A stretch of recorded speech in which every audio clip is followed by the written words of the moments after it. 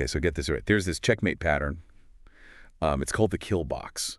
And it's like literally what it sounds like. The king is trapped in a box, surrounded, no escape. Yeah, the kill box, and I think checkmate patterns in general are really fascinating because they're not, just about like memorizing moves, right? Oh, yeah. It's more about like you start to understand piece coordination, how to exploit weaknesses, and really like the flow of power across the board, It's true. It's like, speaking of power moves, a huge thank you to our sponsor, ZeroBlunders.com. Yes. They have awesome chess apparel. So, T-shirts, hoodies, hats, all that good stuff. So you can show off your love for chess in style. Indeed. And as we explore these patterns, we're going to have visuals on screen, so you can follow along. Really picture yourself like unleashing these checkmates in your games, right? Yeah, visualization is key. It is. First up, we have the back rank mate. All right. I've definitely fallen victim to this one. Okay. It seems simple enough, but how often does it actually happen in real games? More often than you might think. Yeah. It's all about exploiting a common weakness. Yeah. A king trapped behind its own pawns on the back rank. Right. If you can open up a line of attack with your queen or your rook, it's checkmate. So it's a classic blunder. Well, it can be. Yeah. Especially in the heat of the moment when players are focused on attacking and forget about their own king safety. Right, but right. here's the thing. Yeah.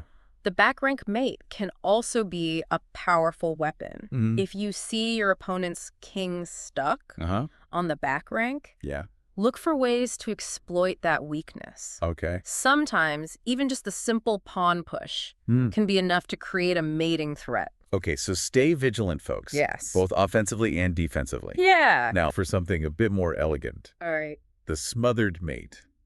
This one sounds intense. It is a checkmate. Okay. Where the king is suffocated by its own pieces. Wow. Imagine this. Yeah. You're surrounded. Okay. There's nowhere to go. Yeah. And then bam. Yeah. Checkmate. That's a nightmare scenario. Yeah. What makes the smothered mate so special? The knight is the star of the show in this mate. It's the only piece that can deliver checkmate while the king is completely surrounded. Okay. It's a surprising and often unexpected checkmate Right. that showcases the knight's unique L-shaped movement. So it's a bit of a hidden weapon then. It can be. Yeah. When executed correctly, the smothered mate is a beautiful display of tactical finesse. It's a reminder that even when your opponent seems to have the upper hand, there might be hidden opportunities lurking beneath the surface. Okay, I'm starting to see how these checkmate patterns aren't just about They're not just memorizing moves. Yeah. They're about recognizing patterns. Right. And thinking several steps ahead. Right. Exactly. Okay, let's explore another intriguing pattern. Okay. Anastasia's mate.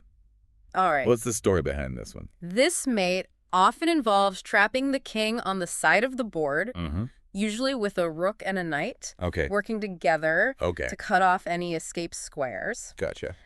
It's named after a specific game where this pattern famously appeared, highlighting the positional elements needed to pull it off. So it's a bit more complex than just memorizing a sequence of moves. Absolutely. Okay. Understanding the underlying principles, like piece coordination, controlling key squares, restricting the king's movement, is crucial for both recognizing and utilizing this mate effectively. Okay, I'm sensing a theme here. Yeah. These checkmate patterns are all about understanding how different pieces can work together to create inescapable traps for the king.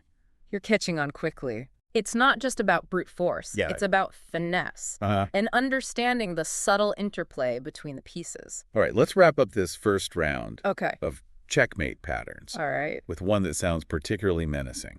The hook mate. What makes this one stand out? Like Anastasia's mate. The hook mate often involves trapping the king with a rook and a knight.